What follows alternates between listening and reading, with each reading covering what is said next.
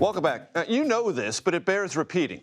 President Trump fired the Bureau of Labor Statistics commissioner on Friday. The reason cited, though it lacked evidence, last week's job report was, quote, rigged. Former commissioner of the Labor Statistics Bureau, Katharine Abraham, joins me now. She served in that post from 1993 until 2001.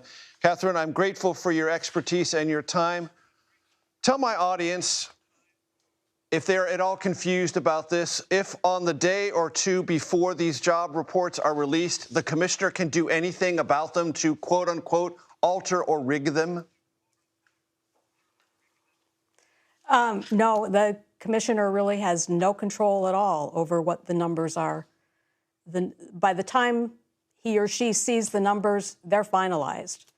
They've been produced using methods that were laid out well in advance and carried out by the professional staff of the Bureau of Labor Statistics, and what the commissioner gets is the final product. And that final product is the representation of work that has gone on for several days, if not weeks, in the preceding month, correct? Yeah, for a couple of weeks in the preceding month. There's a sample of businesses that are surveyed. There are data collectors who go out and get the numbers from the businesses.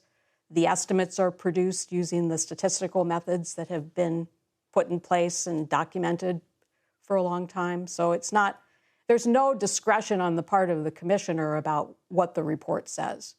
And as the numbers are the numbers. Right. And as Commissioner, Katharine, did you ever care or worry about what the White House might think of the numbers? No, I never did. There was a clear understanding that what the Bureau of Labor Statistics was doing was producing facts, producing objective statistical information.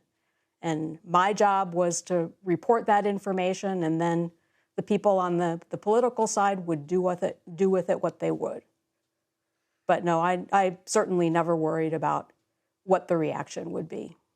And the topic of revisions has been attached to this firing of the previous BLS, Bureau of Labor Statistics Commissioner. Talk to my audience about revisions, how common they are, and what do they reflect? Revisions are just a part of the process. There's a trade-off between getting the numbers out quickly and having all of the information you need to produce the best possible estimate.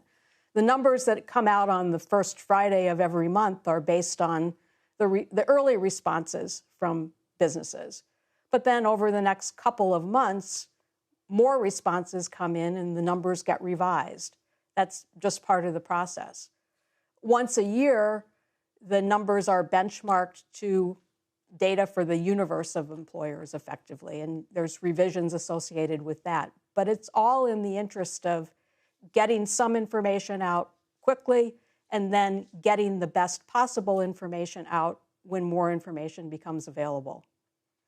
Could this be done differently nothing surprising? Right. Could this be done in a different or better collection way, Katharine? Possibly. I mean, the idea that the way you produce these numbers is by going out and doing a survey is an old idea. That's methods that were put in place a long time ago. I know that the Bureau is interested in exploring alternative ways of producing the numbers. Maybe there's a way to make more use of the data that some of the big payroll processing companies have. But there's nothing wrong with the numbers that are currently being produced. It's just that maybe we could figure out a way to produce numbers with fewer revisions. But I have to say that would require investment. It would require some investment of time and energy and resources to make the transition to a different way of doing this. Very quickly, Katharine, I think I know the answer to this, but did you take pride in the numbers when you were commissioner? I took pride in on behalf of the staff of the Bureau of Labor Statistics, I took pride in the incredibly professional job they did.